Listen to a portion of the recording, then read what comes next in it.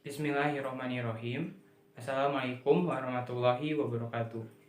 Perkenalkan, nama saya Afrijal dari kelas 11 MIA. Di sini saya akan mempresentasikan mata pelajaran fikih mengenai hudud, jina, dan qojab. Apa itu hudud? Hudud adalah bentuk jama dari kata had yang berarti pencegahan atau al-man'u atau juga pembatas antara dua hal. Al-hadu bil aslu sai'a al-hajiju bayina sai'a ini. Sedangkan menurut istilah, hudud adalah hukum-hukuman pencegahan tertentu yang telah ditetapkan Allah Subhanahu wa taala sebagai sanksi atau hukuman untuk mencegah manusia dari melakukan tindak kejahatan selain pembunuhan dan penganiayaan. Tujuan hudud itu sendiri ialah untuk tercapainya kemaslahatan bagi umat manusia berupa terjaganya agama, terjaganya jiwa manusia, terjaganya keturunan, terjaganya akal, dan terjaganya harta kekayaan. Yang termasuk dalam kategori tindak pidana hudud itu ada 5. Yang pertama ialah zina, kedua qojab, ketiga minuman khamar, keempat mencuri, dan yang kelima ialah merampok. Di sini saya akan membahas 2 kategori saja, yaitu zina dan qojab. Apa itu zina? Zina merupakan persetubuhan antara laki-laki dan perempuan yang tidak terikat hubungan, pernikahan, atau perkawinan yang sah. Al-jina huwa ila judakari biparjin mahromin li ainihi kholin minas subhat mustahi to'ab tebaan. Dari klausal ke dalam parji dalam definisi tersebut dapat dipahami bahwa melakukan persetubuhan namun bukan ke dalam parji tidaklah dinamakan jina, tetapi dinamakan liwat atau sodomi, dan jika memasukkannya ke dalam dubur atau anang. Sedangkan dari klausal tanpa syubhat dapat dipahami bahwa tidak pula termasuk zina seperti bila melakukan hubungan dengan wanita lain yang disangka istrinya sendiri. Lalu timbul pertanyaan, bagaimanakah jika persetubuhan itu dilakukan dengan cara yang aman, seperti dengan menggunakan alat kontrasepsi, apakah masih dikatakan zina? Jawabannya iya, termasuk tindak perzinahan walaupun dilakukan dengan memakai penghalang tipis atau seperti alat kontrasepsi. Status hukum zina. Hukum zina ialah haram. Allah Subhanahu wa taala berfirman dalam Quran surat Al-Isra ayat 32 yang artinya, dan janganlah kamu mendekati zina, karena zina itu sungguh suatu perbuatan keji dan suatu jalan yang buruk. Nah, lalu bagaimana dasar penetapan hukum zina?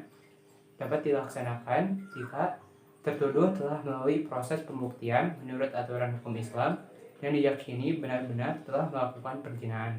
Yang pertama ialah adanya 4 orang saksi laki-laki yang adil, yang kesaksian mereka harus sama dalam hal tempat, waktu, pelaku, dan cara melakukannya. Yang kedua ialah pengakuan pelaku zina.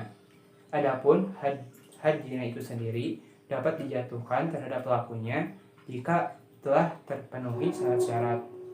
Yang pertama ialah pelaku zina sudah balik dan berakal. Kedua, perbuatan zina dilakukan tanpa paksaan.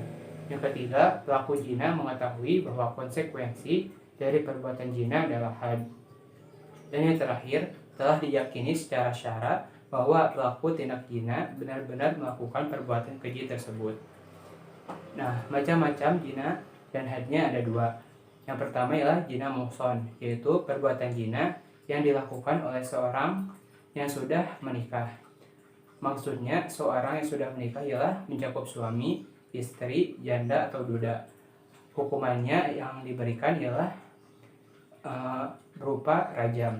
Yang kedua ialah zina ghairu muhson, yaitu zina yang dilakukan oleh seseorang yang belum pernah menikah.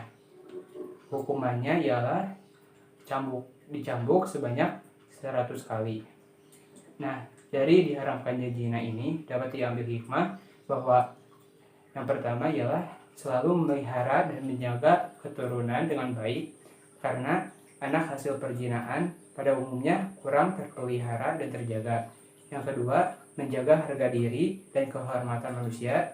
Dan yang terakhir ialah menjaga ketertiban dan keteraturan rumah tangga. Sekarang kita membahas materi yang terakhir, yaitu qojab. Qojab secara bahasa artinya melempar dengan menggunakan batu atau yang sejenis.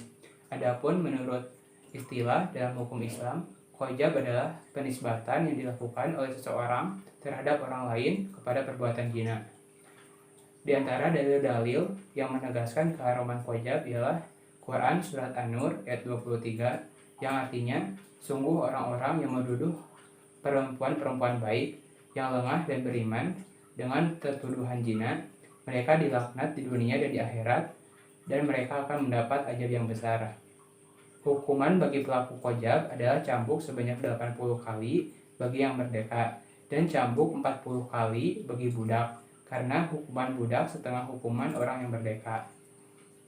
Adapun syarat-syarat terjadinya had bagi orang yang melakukan qadzab adalah tertuduh berzina, yaitu muhson. Dalam qadzab, muhson adalah orang baik yang benar-benar tidak berzina. Yang kedua, penuduh balik dan berakal. Yang ketiga ialah tuduhan berzina benar-benar sesuai aturan syara.